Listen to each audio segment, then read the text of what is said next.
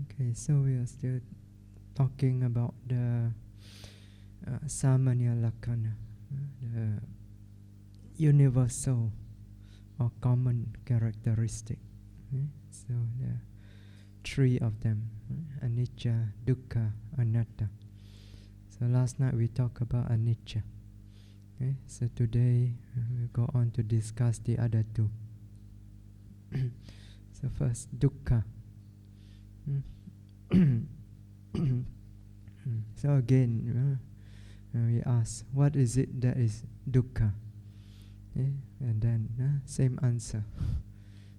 The five aggregates, they are dukkha. So again, from the Radha Samyutta, the Venerable Radha asked the Buddha, dukkam dukkam ti bante uchati katamanuko bante dukkam ti. So he asks, bante, he say, dukkha, dukkha. Buddhists always like to say, dukkha, dukkha. Every time something you don't like happen to you, dukkha, dukkha, pass him qua. So I ask, what is it that is dukkha? So again, Buddha says five aggregates. Rukam korada dukkam vedana dukkha sanya dukkha sankhara dukkha vinyanam dukkam. So materiality is dukkha, feeling is dukkha, perception, there's mental formation, and consciousness, they are all dukkha. The five aggregates, they are dukkha. It's these five aggregates that are dukkha. And also in the Khanda Samyutta, Yadda Nicca Sutta. So Buddha says, Yadda Niccam Tam Dukkham. Yadda Niccam, that which is anicca, impermanent. So what is it that's impermanent? Five aggregates. So there's five aggregates that are impermanent. That is dukkha, tam dukkam. Yadda niccam, what is impermanent? Tam dukkam, that is dukkha. So it's dukkha precisely because it's anicca. It's anicca is dukkha. It's dukkha because of anicca, impermanent. So dukkha, nature dukkha is related to nature anicca. So all conditioned things actually. Sankhata dhamma, all conditioned dhammas. All dhammas that arise due to conditioning. They are anicca, they are dukkha, they are anatta. So five aggregates, dukkha. So actually 6 sense base, all the elements also, they are dukkha. They are basically just mental physical nature. So all this conditioned nama rupa dhamma, they are impermanent, suffering, non-self. So how do we know that these five aggregates, they are dukkha? So when you note the five aggregates, what do you notice about it? What are the characteristic or signs that you discover, that you can discover in these five aggregates that tells you they are dukkha? So that means, what is dukkha lakkhana? What is the characteristic of dukkha? So the characteristic of dukkha is explained. Udayabhaya abhina patipilanatina dukkham. So it's dukkha in the sense of continuous oppression by rise and fall. this continuous oppression by arising, disappearing. So it's related to anicca, right? What is anicca? The disappearance upon arising, right? So the arising, the disappearing, arising again, disappear. Every time arise, disappear. So that's anicca, right? So when this nature anicca, this constant disappearance, moment to moment, upon arising, and when this nature is discerned clearly, the yogi, then this mental physical nature is nama rupa seen, discerned as a incessant, never-ending process of arising, disappearing. It goes on and on and on and on, never ending. So when the knowledge is clear, it's never ending, arising, disappearing. When knowledge of this is clear, you see it going on and on and on and on and on and on, clearly.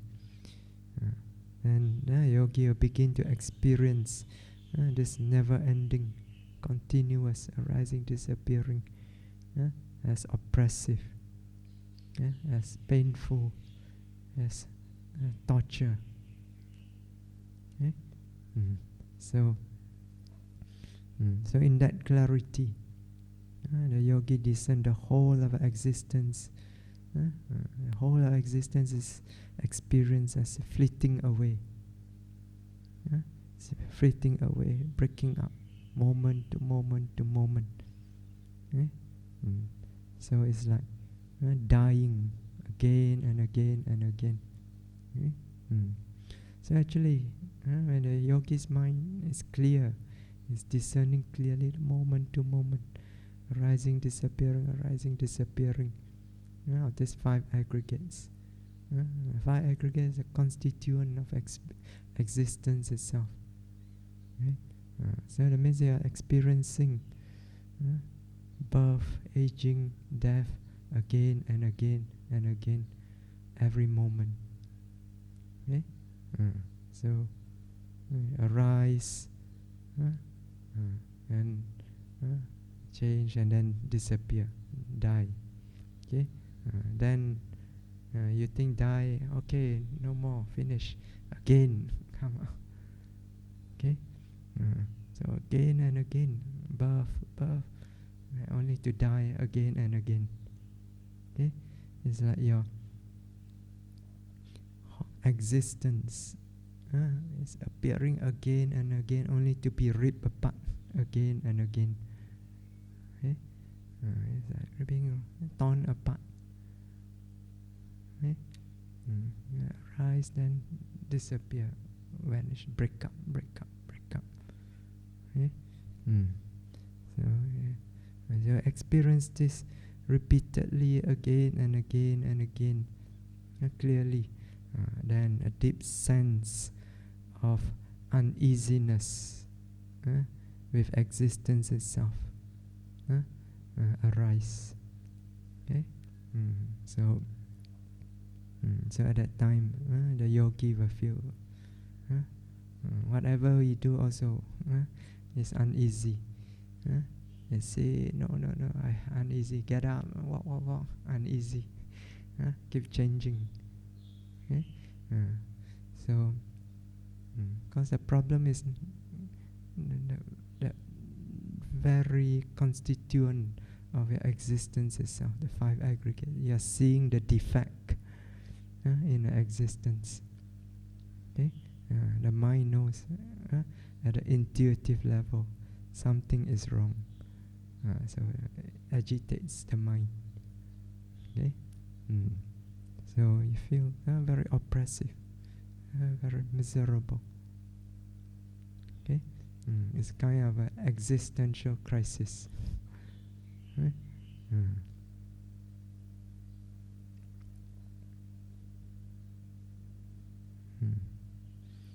That's why you want to experience insight. A lot of yogis, wow, I can't wait to experience insight. Then when they experience, ayo, terrible. It's not nice. Okay? But you have to experience it. Because you don't experience this clearly, the mind cannot let go. Okay? So you need to be burned in order to know that it burns, that you have to let go. Okay?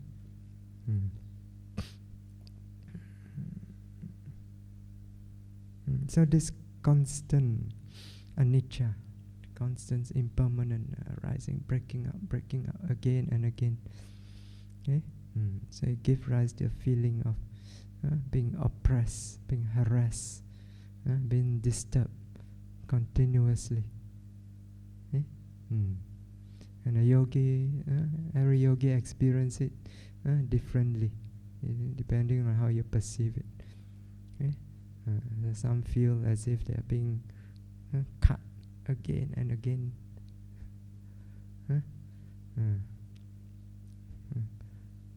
There's this, in ancient China, there's this punishment, is a capital punishment called death by 1,000 cut.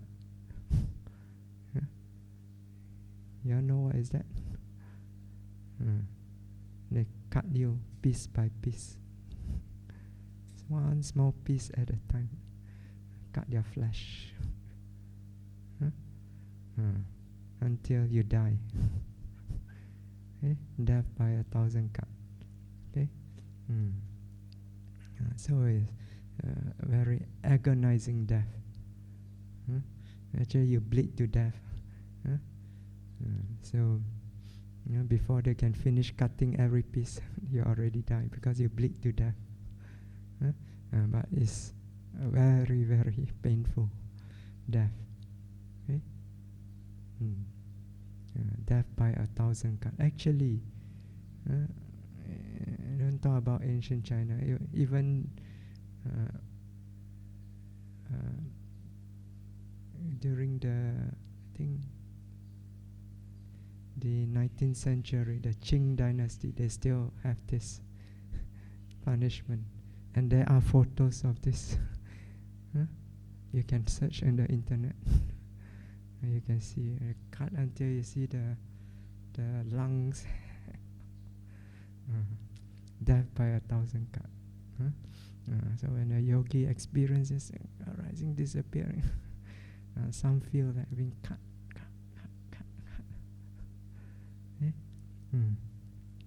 Some feel like it's being bombarded again and again. One yogi described it's like walking into a minefield. You step into that, step on the mine, explode. Throw you. You fly, and then you land another bomb. Then you fly, and then you land again. Again and again. Some feel as if like being attacked repeatedly. Some say like a machine gun.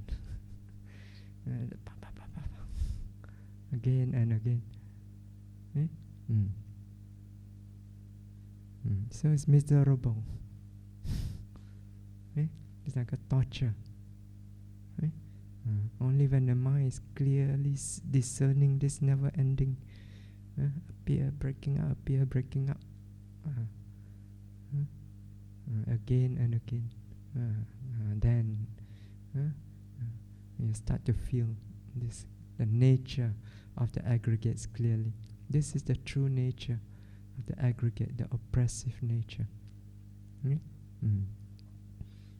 So it's like being continuously harassed by this, disturbed by this never-ending rise and fall. So And when you experience like this, your existence itself, your existence consisting of the 5 aggregates, appear to be unstable, insecure. There's no security. You cannot find any security, any assurance in your existence. You find existence consisting of aggregates of such nature. It cannot provide any true lasting happiness that is secure, that is assured. Okay? So whatever happiness is there, it's only momentary. Okay? It's momentary, that means anicca. Okay? So because it's anicca, it's dukkha. It's dukkha precisely because it's anicca. Okay? So it's breaking up, breaking up, breaking up, dying again and again and again. That is oppressive. That is dukkha.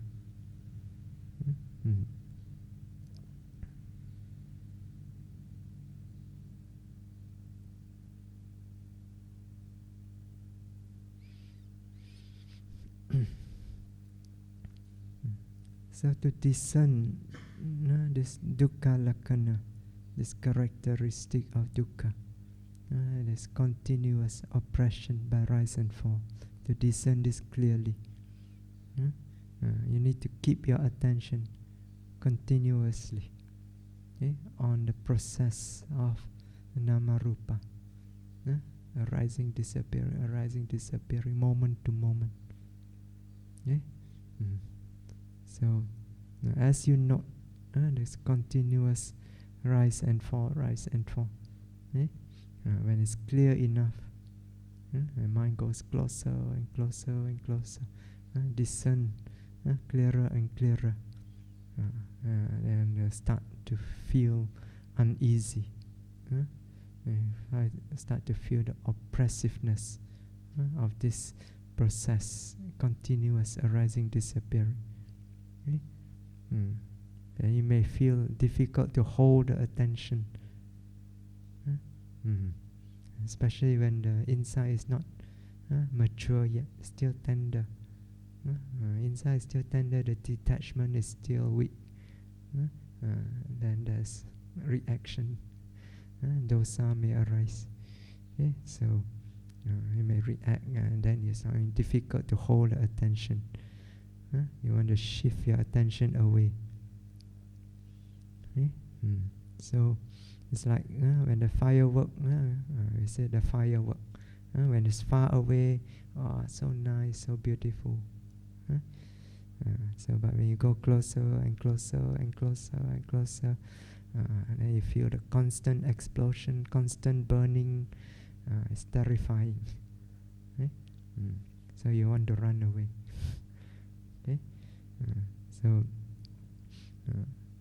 So but the yogi must not give in. No matter how difficult, you have to summon up virya. This is when you need virya, that courageous effort. This is when you need your warrior in you to face this difficulty. So summon up the courageous effort, surrender. So surrender, keep noting. Because you keep running away from dukkha, then this oppressive nature of nama rupa process cannot be revealed or discerned clearly. So you have to confront it face to face.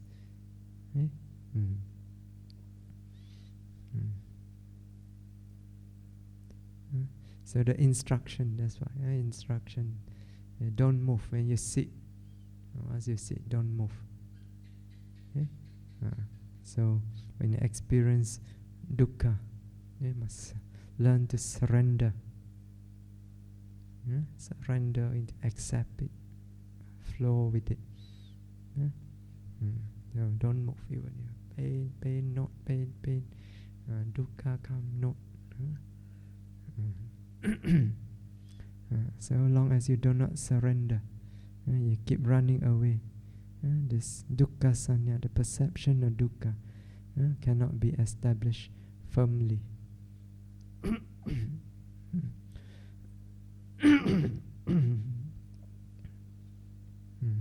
Remember there's this Zen saying, if you run away from the world will chase you. If you turn to face the world will stop. The world is just dukkha. These 5 aggregates. Stop, cease, cessation of dukkha. Okay? Turn, face, not see into its nature clearly. And see clearly, and then mind can let go of the cause of suffering. Then the world of dukkha will stop. Okay?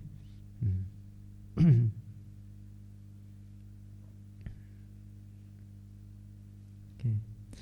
So dukkha sanya, the perception of dukkha, starts to become clear beginning from the sammasana jnana, the third insight. Okay? That's when the yogi first begin to discern clearly the arising and disappearing of the object noted. Okay? So we note this continuous arising, disappearing. When this mind gets clearer and clearer, it starts to feel uneasiness. So usually a sammasana jnana, there's a lot of dukkha vedana. You start to feel itchiness all over the body. Sometimes you feel like a crawling sensation, like that insects crawling.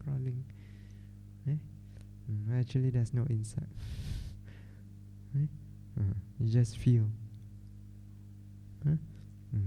So you may feel pain, pain here, pain there, irritating sensation, stress, heat, aches, pressure, hardness, and so on. Okay? So now, but dukkha sanya really only become firmly established from bhanga jnana onwards. Okay? The 5th insight. So we mentioned the other time, bhanga jnana, the yogi discern clearly every time you note the object and the mind disappear together. Okay? Every time you note, they're disappearing. So every time you note, that means the mind goes straight to the characteristic of anicca. Okay? The disappearing. You don't even discern the arising anymore. Just the disappearing. Okay? So that means anicca becomes really, really very clear. Okay? So when you can discern this clearly, this continuous breaking up again and again of the formation, mental physical formation, and it's clear, the mind start to feel the oppressive nature, start to feel miserable. Okay? Then it comes to bhaya jnana. Discern clearly the fearful nature, the terrifying nature of this process of dukkha. Okay? So it comes to adinava jnana. Discern the danger in this process. Okay? The wretchedness, the miserableness of this process. Okay? So you keep noting, then also nibbida jnana arise. Okay? Nibbida means like weariness, disenchantment. Sometimes they also translate disgust, which is stronger. Right? But here disgust is not dosa. Okay, it's just the mind seeing the danger, seeing the miserableness, the fearfulness in this. Okay, shrink away. Okay, turn away from it. Okay, so see clearly this is terrible. Okay, so nibbedanyana, you see the dukkha so clearly.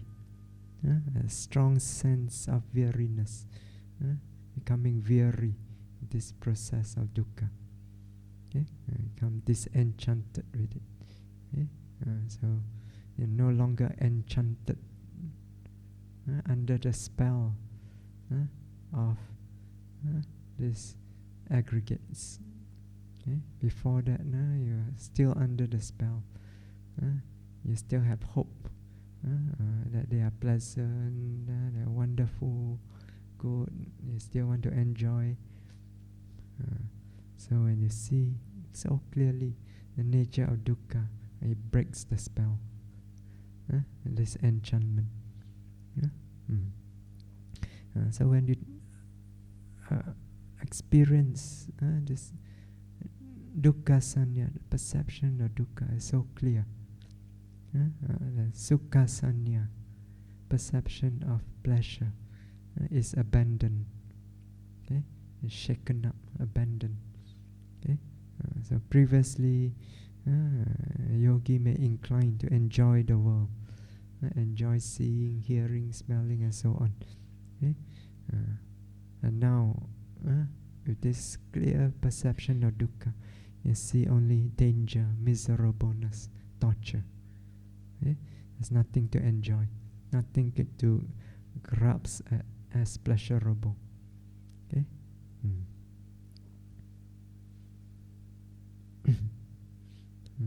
And when this becomes very, very strong, so it's like an existential crisis. It pushes you to the limit.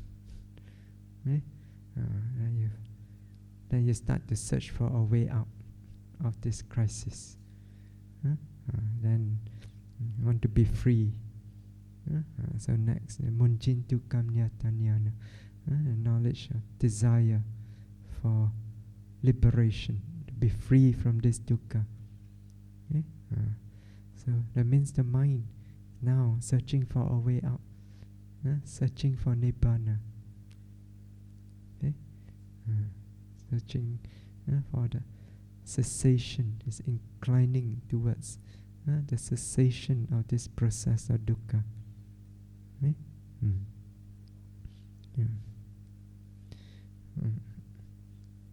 But in order to be free, you have to step up effort. Okay? To note even more clearly, sharply, precisely its nature, anicca, dukkha, anatta. Okay? So we come to patisankanyana, the knowledge of re-observation. Okay? That means you step up effort, you observe again more clearly in order to mature the insight. Okay? So as the insight becomes more and more mature, a sense of detachment becomes stronger and stronger. Equanimity becomes stronger and stronger. Okay? And when it's mature enough, you come to arrive at this sankarupeka jnana, knowledge of equanimity towards the sankhara, mental physical formation. Okay? So mind becomes totally equanimous, stable. Okay? Still perceive dukkha. Okay? In fact, it perceives even more clearly the nature of dukkha. Okay? But the mind is steady, perfectly equanimous. So, actually at this stage of sankarupeka jnana, the yogi have a glimpse of how the mind of the arahants are like. And that's how the mind of the Arahant is like, in Sankarupeka Jnana. Okay? The Arahant is said to possess this quality called Chalangupeka, six-factored equanimity. Okay? It means they're equanimous towards seeing, towards hearing, smelling, tasting, touching, and the mind or thought process. Okay? So whatever the Arahants experience through the six sense doors, he has perfect equanimity. His mind is not shaken by them. Okay? Steady. Okay? He perceives dukkha. Arahant, he perceives dukkha. The mind is so clear. But the mind is not shaken by it. Okay? When the late Sayadaw Usilananda, he said that the Arahants, as they go about their daily life, it's like they are living in a burning house. They're seeing, it's like the Buddha described in that sutta.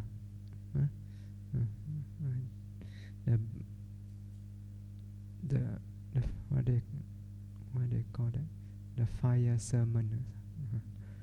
The eye is burning, visible form is burning, eye consciousness is burning, eye contact is burning, feeling bond of eye contact is burning, the sound is burning, ear is burning, ear consciousness is burning, ear contact is burning, feeling bond of ear contact is burning.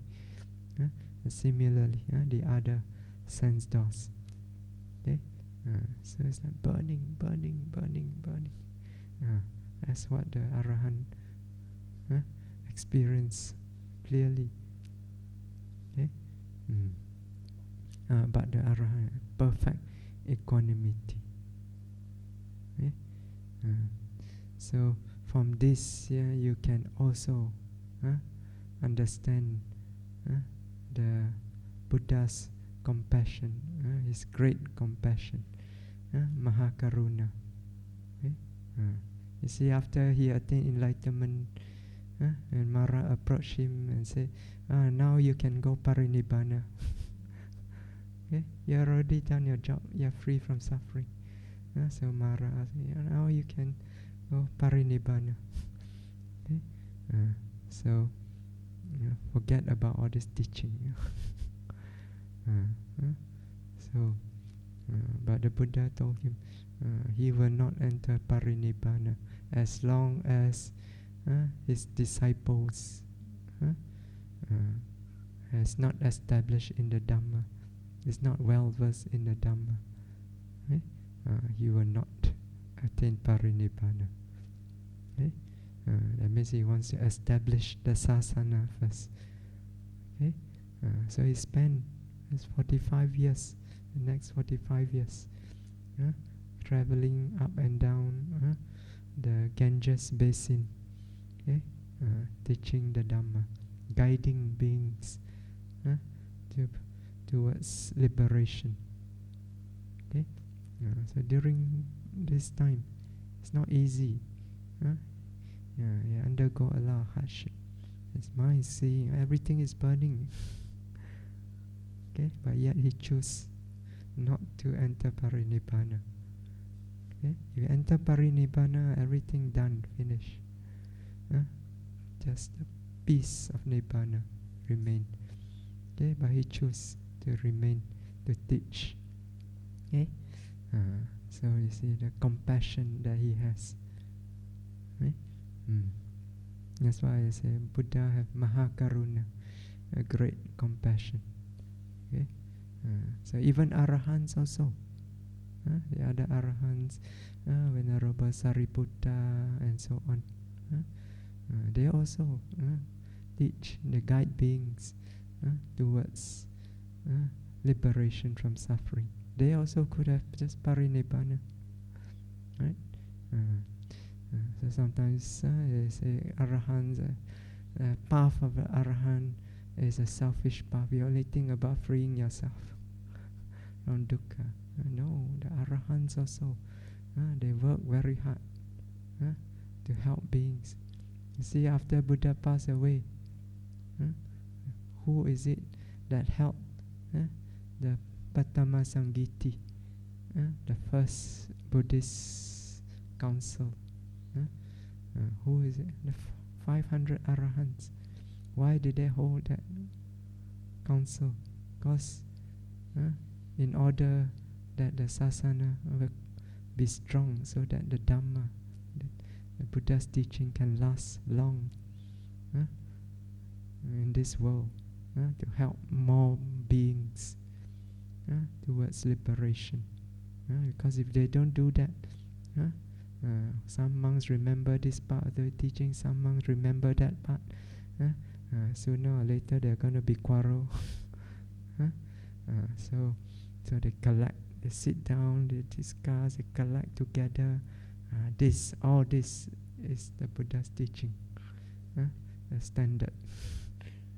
Everybody agree this is the Buddha's teaching. Then there's no quarrel. Okay. So because of this work, they last until today. See, so even Arahants, they have this Mahakaruna, right? So, so that's the mind of the Arahants. Okay? Dukkha very clear, okay, but equanimous. Okay, so you come to Sankarupika Jnana, you can experience that. Okay, so you want to know how the mind of Arahant is? Strive harder.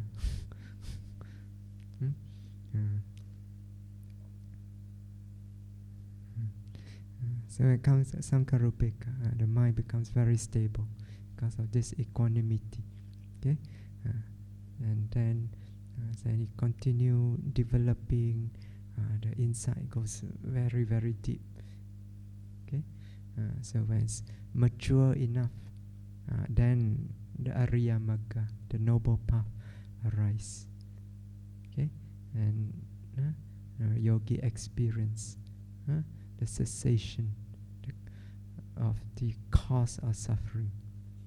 Okay, when the cause of suffering ceases, then the phala arise. Experience the fruit of liberation from suffering. Okay.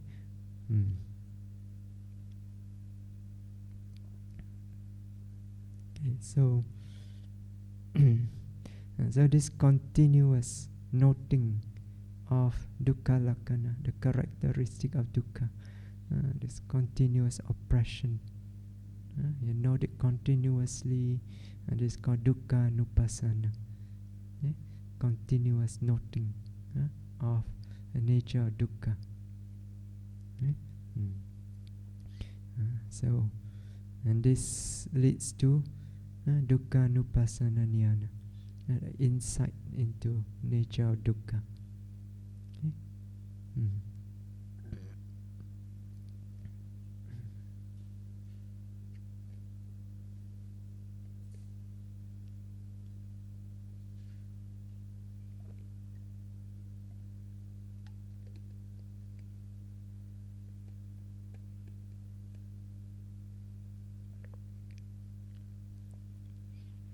Okay, then the last one is Anatta.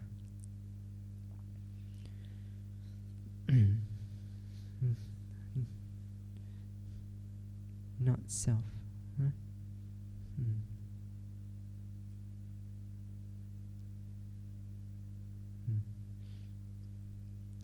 So again, ask what is it that is Anatta?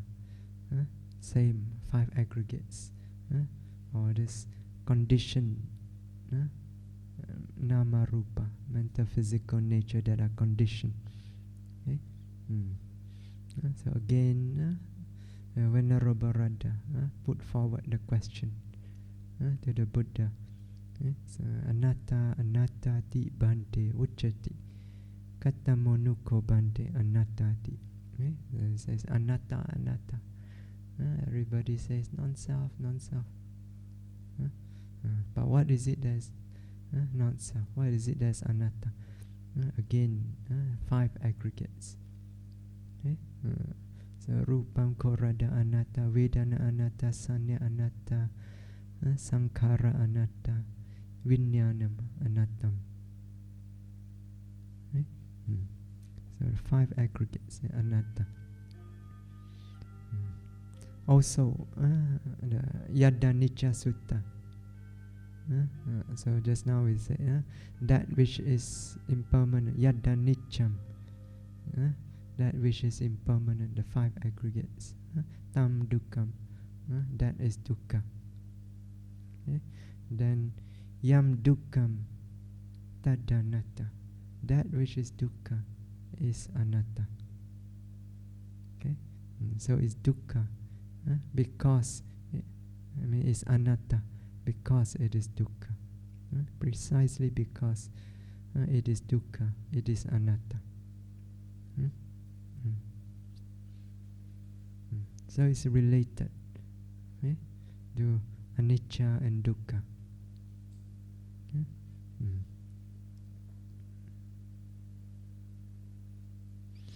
Okay. And how do you know it's anatta? So, what are the characteristic signs of anatta? What is the anatta lakkhana? So there are actually 2. So the first one is avasavatana tena anatta. Okay? So it's anatta in the sense of the inability to exercise control over it. Okay?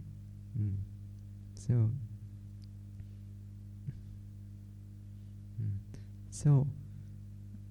now in the Buddha's time and even today in India and now actually all over the world has called Attavada.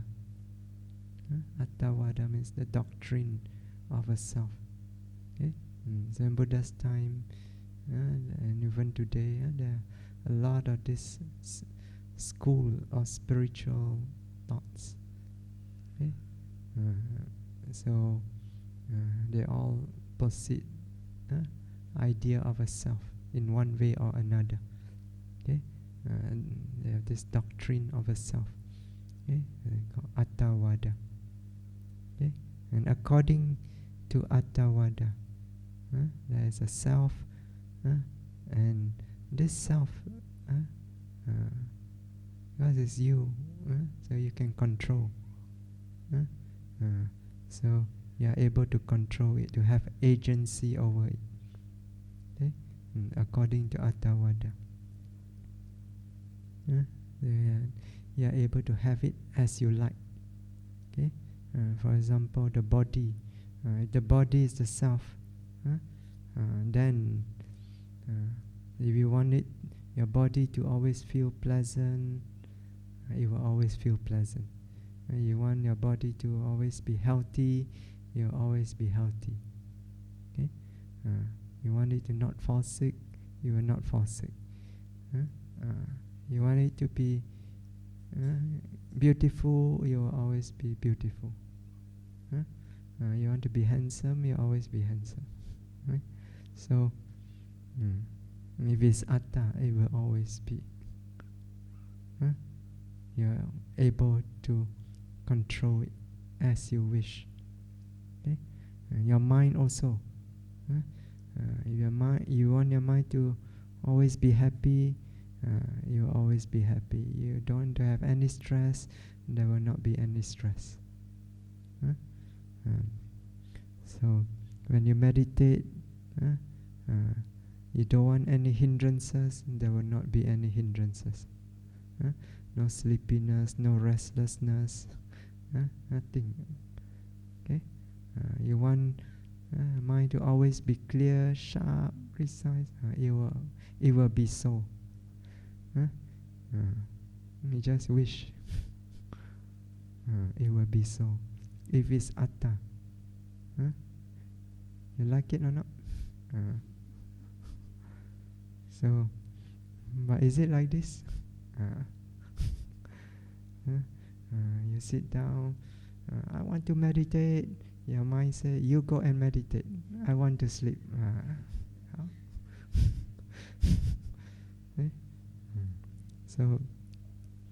So this is what the Buddha was pointing at in the Anatta Lakkhana Sutta.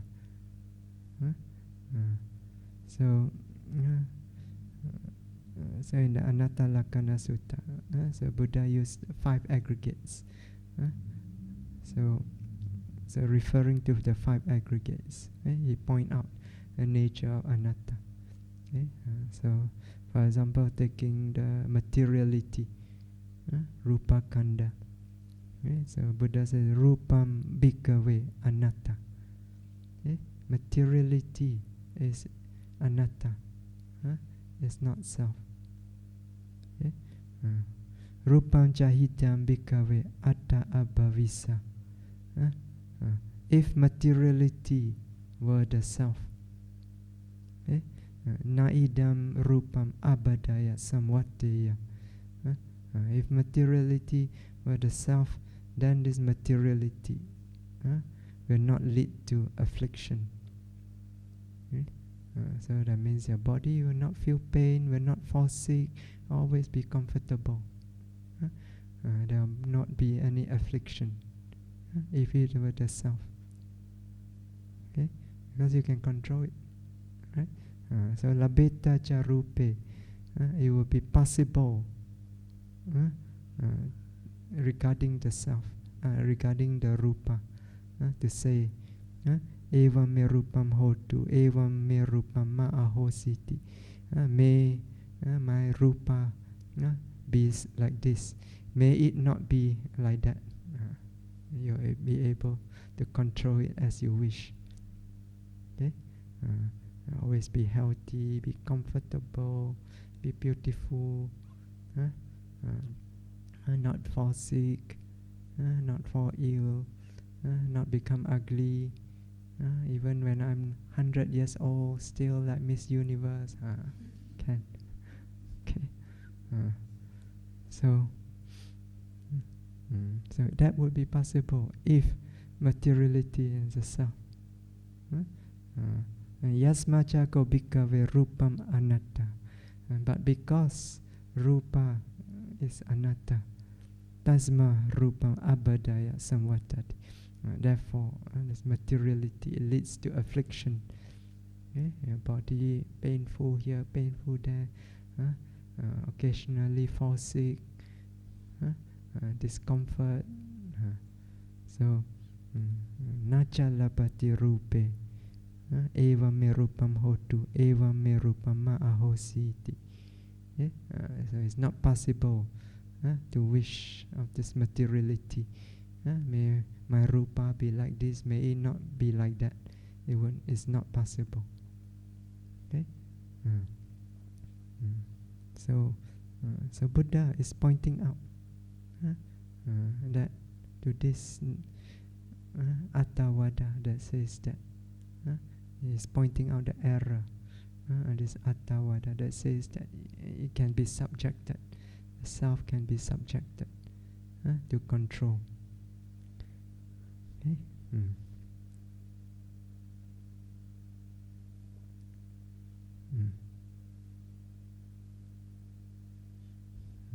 So when dukkha lakkhana is discerned clearly, and this oppressive nature of this never-ending arising, disappearing of the aggregates, it's discerned clearly.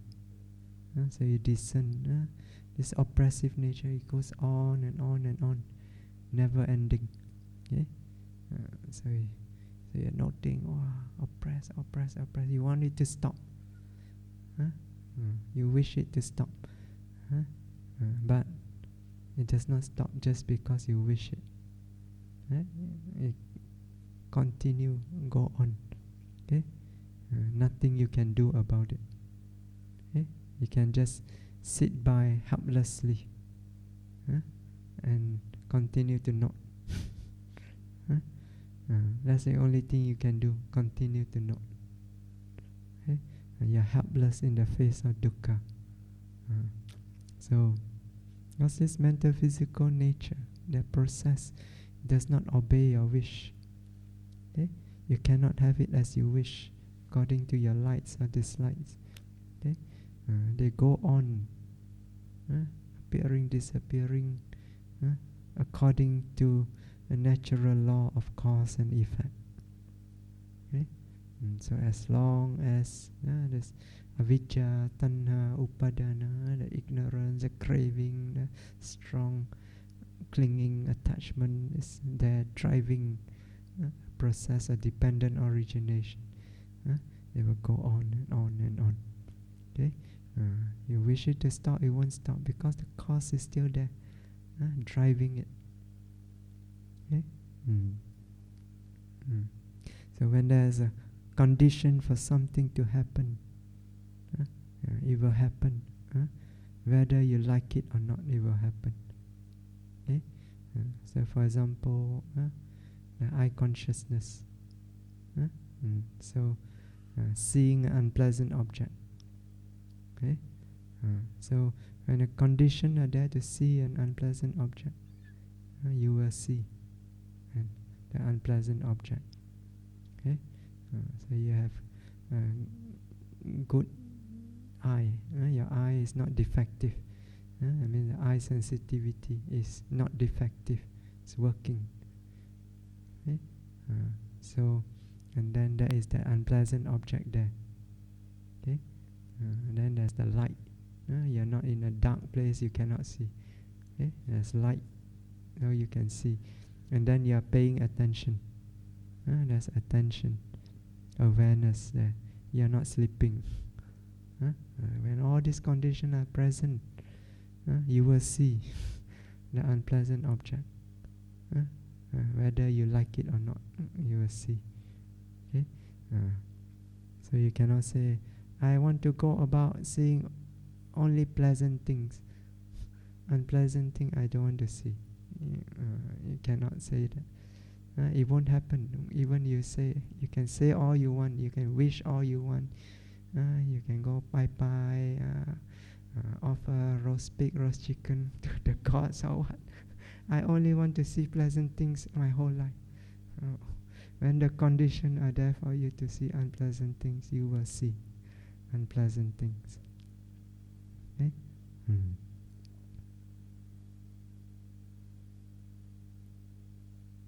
So you cannot prevent it.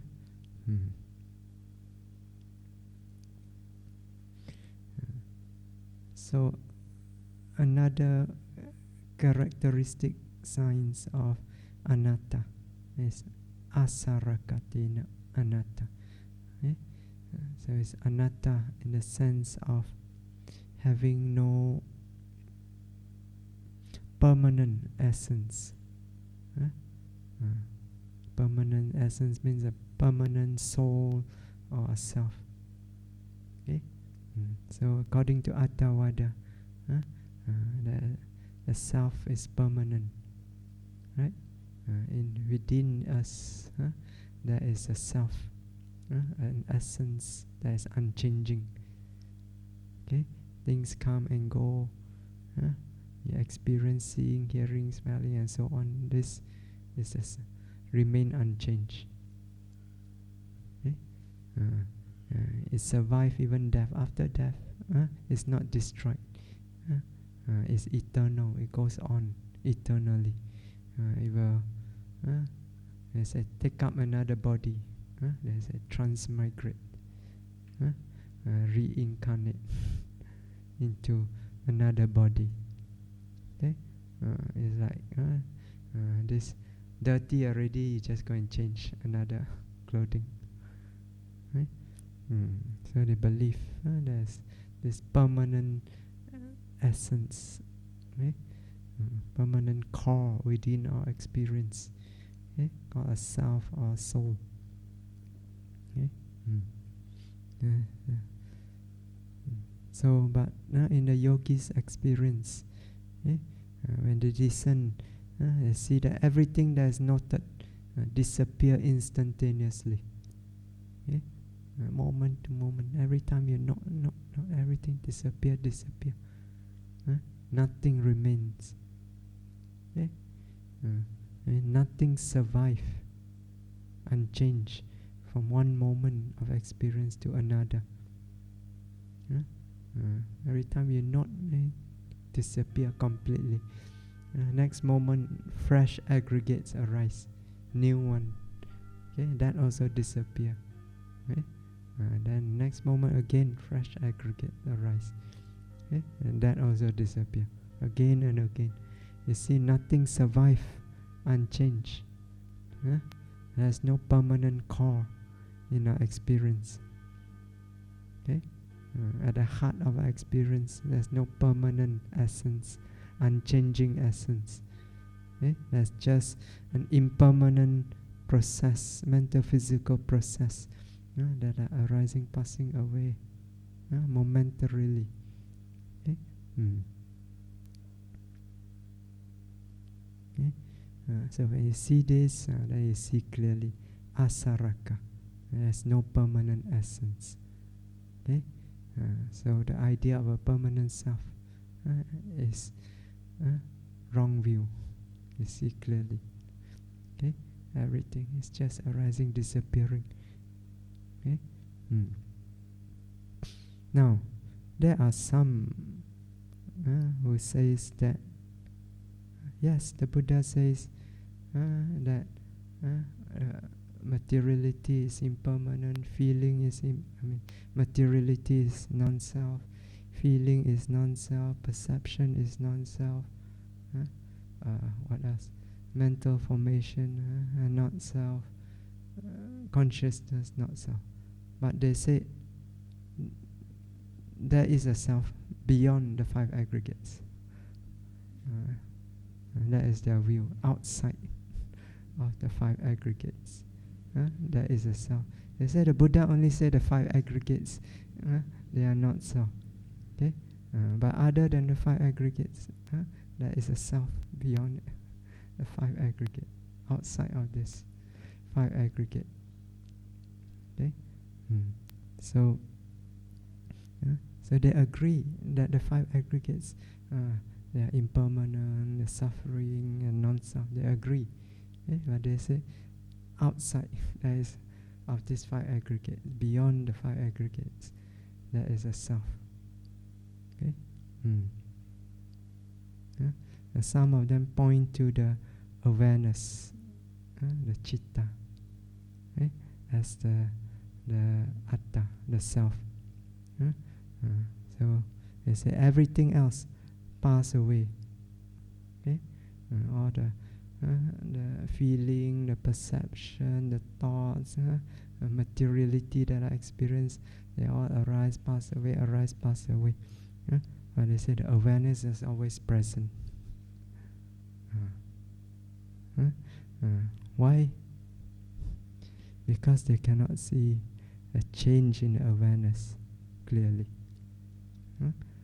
Because they do not practice citta-nupassana. So they cannot discern the citta also arise, disappear moment to moment. Okay? So they say this awareness is permanent, is always there, is non-changing. And I'm aware, seeing, I'm aware, hearing, smelling, but the awareness is always there, same. Because they cannot see the arising, disappearing, the conditioned nature of this citta, how the citta arises when there's an object. When the object disappears, the citta also disappears. You hear, hearing, there's awareness. But when the sound disappears, the awareness of that also disappears. Okay? But you cannot see this clearly, then you think the awareness is always there. Non-changing, is permanent. Okay? So some of them actually said, it is Buddhists I'm talking about. They say citta is permanent. So So that's why Chittanupassana is important. Okay? One of the reasons why Buddha taught Chittanupassana. Because many people, most people in the world, they cling to this chitta, this consciousness, awareness, as the self, the permanent self. Everything come and go, the awareness always there. Okay? You practice Chittanupassana, you see clearly. The awareness is changing, is arising, disappearing with every experience. Okay? Even logically also you can ask. Because we can be aware of this awareness, right? You're aware when you're aware, right? So then you can ask, so what is it that is aware of the awareness?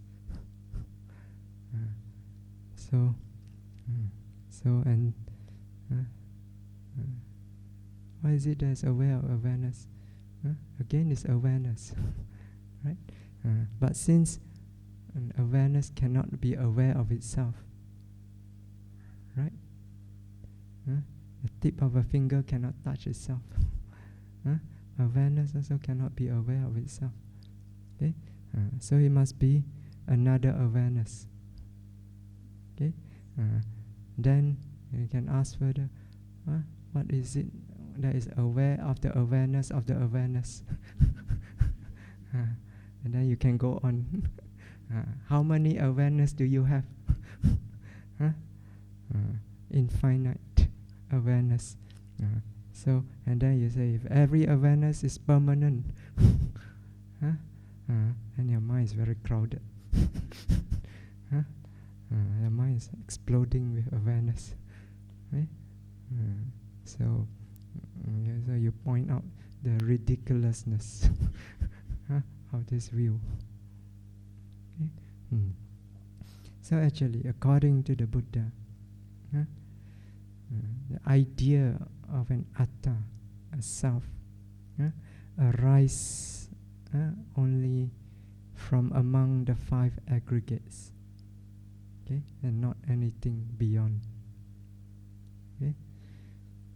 So in the Kanda Samyutta, Samanupassana Sutta, okay, the Buddha says, Yehi kechi bhikkhave samanawa brahmanawa aneka vihitam attanam samanupassanti sabbe te panchupadana kande samanupassanti ete samva anyataram. Okay? So Buddha says, whoever samana or brahmana, samana are like ascetics, recluses. Brahmanas are the Brahmins. Okay? So in Buddha's time, there's the samana and the brahmana. Okay? These are the two groups of people that are pursuing spiritual practice. Okay? So the brahmanas, the Brahmins, they are the master of the Vedas, the Hindu Vedas. Okay, so they are the one who carry out all the Vedic, the Brahmanical ceremonies, the rituals, and all that. So.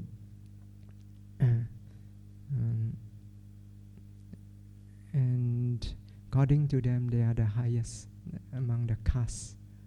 They say Brahmin is the highest caste.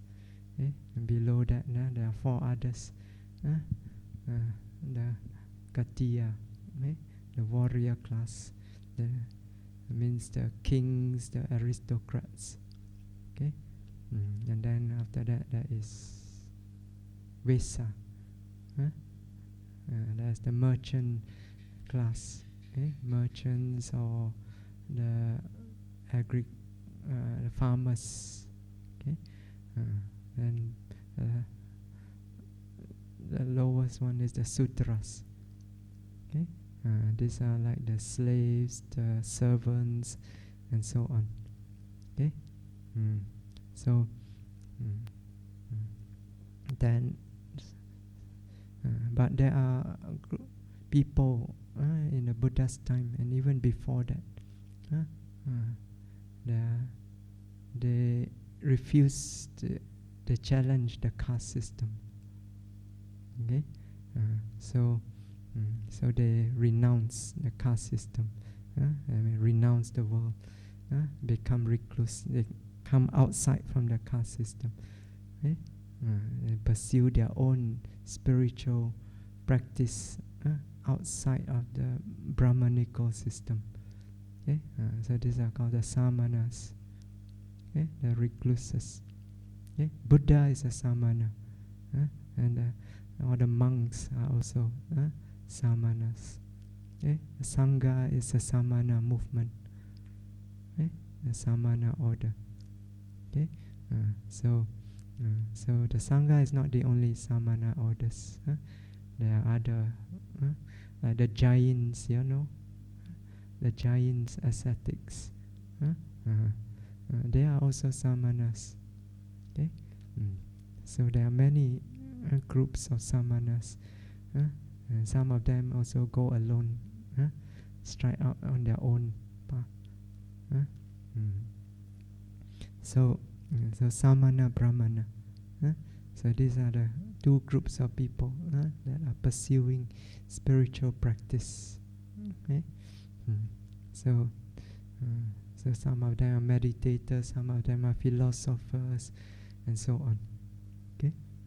So they have many types of teaching. So Buddha says, yehi kechi samanawa brahmanawa. Okay? Whoever samana or brahmana who perceive of a self in various ways. So all this samana, brahmana, they all talk about self, and there are various ideas of a self. They perceive there is a self. Okay, but each one have a different idea. What is a self? So aneka vihitam atanam, self, various idea of a self. So they perceive self in various ways. Okay? Buddha says, Sabete panchuk padana kande samanupasanti ete sama anyataram. They all perceive a self in these 5 aggregates subject to clinging. Okay? So they take as a self as 5 aggregates subject to clinging. Okay? Ete sama anyantara, or a certain one among these 5 aggregates. So they either take the 5 aggregates as a whole, as a self, or one among these aggregates as a self. Okay? So according to the Buddha, because the Buddha has seen all these views about the self, he has surveyed all of them, and they see all of them come up with the idea of self based on 5 aggregates. Okay? None of them come up with the idea of self as something apart from the 5 aggregates. Even if they think it's apart from the 5 aggregates, actually, unknowingly they are taking one among these 5 aggregates as a self. Okay? For example, just now I mentioned they take the citta as the self. Okay? The citta is actually vijnana kanda, aggregate of consciousness. Okay? It's not outside of the 5 aggregates. Okay? So outside of 5 aggregates, there's no idea of a self arising. Okay? So when the Buddha says that 5 aggregates is not self, that means he's rejecting self totally. It's not that he's implying that outside of it there is a self. Okay, that is distorting the Buddha's teaching. Okay.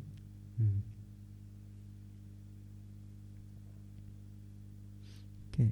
So in order to discern Anatta Lakkhana, the characteristic of Anatta, so you need to carefully, not carefully, moment to moment to moment, experience. Okay, this mental physical process, not continuously, till the experience of continuity resolve into momentary dhammas. Okay, so experience of continuity means like you experience this continuous arm, the same arm bending. The same arm in the beginning, same arm in the middle, same arm in the end. That's called experience of continuity. You see them as the same thing. It's continuously the same thing. Okay? Or you think there's the same person continuously here causing the bending. So you have to note until this experience of continuity resolve into momentary dhammas. Until you can see clearly. This bending is actually one nature, one bending, another one, another. The wind element, one after another, a series of wind element, one after another, each one separate, each one new every moment. Okay, so it breaks down. Also, the intention is one intention, another intention, another intention. They see this clearly. Okay, then there's no continuity. Okay, that's just momentary, mental physical nature. Okay,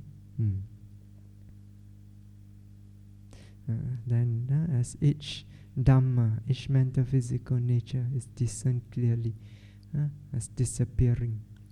Okay, that means you perceive their impermanent nature. You see everyone, you not disappear. Then you see clearly asaraka. There's no permanent essence in the experience. Everything that's not it arise right there, it disappear right there.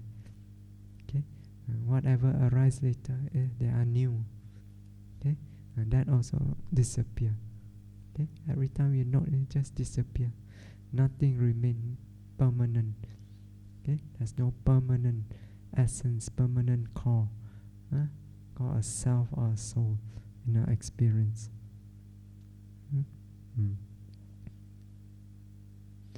Then when you continuously not arising, disappearing, you discern the nature of dukkha, right? The oppressive nature. Okay, so when this process of dukkha is clearly noted, continuously noted, then the lack of control over this process of dukkha can also be discerned. So you realize the nature, avasa vatana. You cannot exercise any control over it. Okay? You want it to stop, you want the dukkha to stop, it doesn't stop just because you wish for it. Okay? So we can see the characteristic of anatta clearly. Then the anatta sanya is established. Perception of anatta is established. When anatta sanya is firmly established, atta sanya will also be abandoned. The perception of the self will be given up. So previously, yogi may be inclined to view experience in terms of a self. Okay? I see, I hear, I smell, I taste, and so on. Okay? Now you realize this is just an illusion. Okay? So there's no self, there's only a natural process of dukkha that goes on and on and on. Okay? Every moment is only dukkha that arises and dukkha that passes away. Okay? Nothing apart from this dukkha arises, and nothing apart from dukkha disappear. Okay? It's only just dukkha.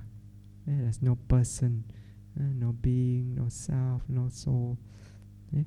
I see clearly. Realize the nature of anatta. Okay? Disidentify from your experience. Okay?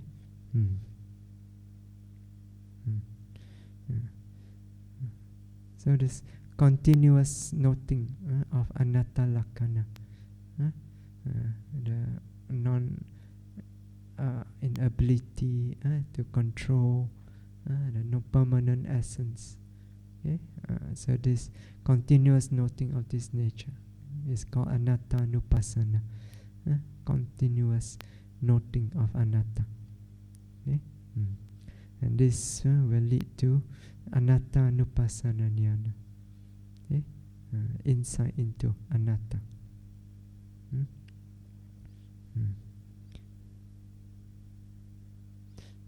So this characteristic, anicca, dukkha, anatta, okay, must be discerned while you are noting.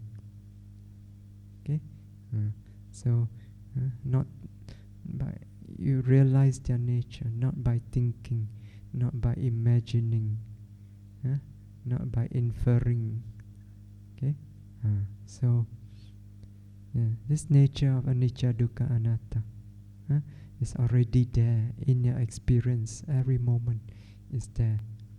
Okay, so if you are noting it sharp, it's clear, your mind can discern the characteristic of anicca, dukkha, anatta. Okay, by discerning characteristic of anicca, dukkha, anatta repeatedly, mind will realize the nature of anicca, dukkha, anatta. Okay? And this gradually develop. When the insight gradually develop, it becomes strong.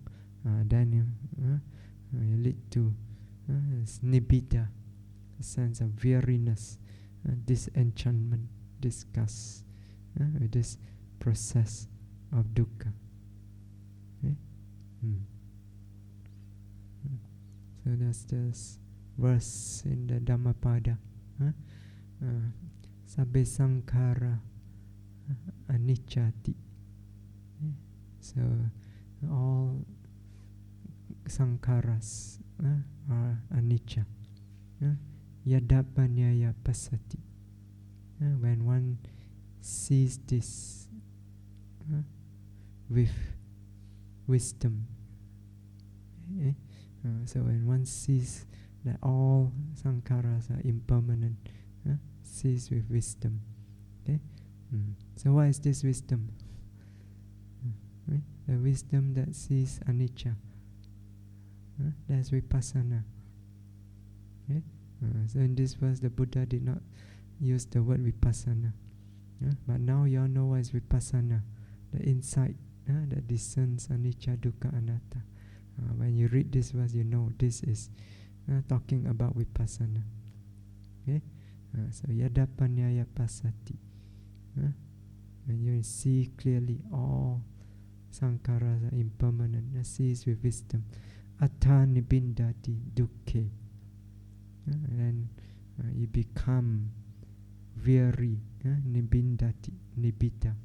Become weary of dukkha. This process of dukkha. Esamago visuddhiya. This is the path to purity. Purity means nibbana. This is the path. The path towards nibbana is developing insight. So next verse is similar, except the first line is different. So first line Buddha says sabbe sankhara dukkhati. So all sankharas are dukkha. Okay? And then the third verse is sabbe dhamma anatta. All dhammas are anatta. Okay? So some say Buddha used the word dhamma instead of sankhara, because he wants to include nibbana, all dhammas. Because nibbana are also dhamma. Okay? But nibbana is not sankhara, because it's not conditioned. Okay? But actually in the commentary, again, it define, explain. Dhamma here means sankata dhamma, conditioned dhamma, which goes back to sankhara. Okay? So anyway, so all are impermanent, all are suffering, all are non-self. Okay? When one sees this clearly with wisdom, with vipassana wisdom, one become weary of this process of dukkha. And this is the path to purity, to nibbana. Okay? So when you discern anicca, dukkha, anatta, become very, very clear, become weary of it, disenchanted, disgusted even. Okay? So when this insight is fully developed, mature, then viraga arises. So nibbida as viraga. Viraga means, usually they translate as dispassion. Actually strong detachment arise. Actually, this refers to magga, the Ariya Magga. Okay, so through the development of insight, we see again and again anicca, dukkha, anatta, until it becomes weary, the mind turn away. So inclined towards cessation. Okay, so when the insight is fully mature, the magga arise. Okay, so magga is called viraga, a strong detachment, let go of the cause of suffering, let go of craving, the cause of suffering, cut it off, uproot it. Okay, so at that time the yogi experienced nirodha, the cessation of suffering. Okay, and then after that, there's vimutti, freedom, liberation. There's phala, and the yogi experience the result of magga, which is the freedom from suffering. Okay, we stop here.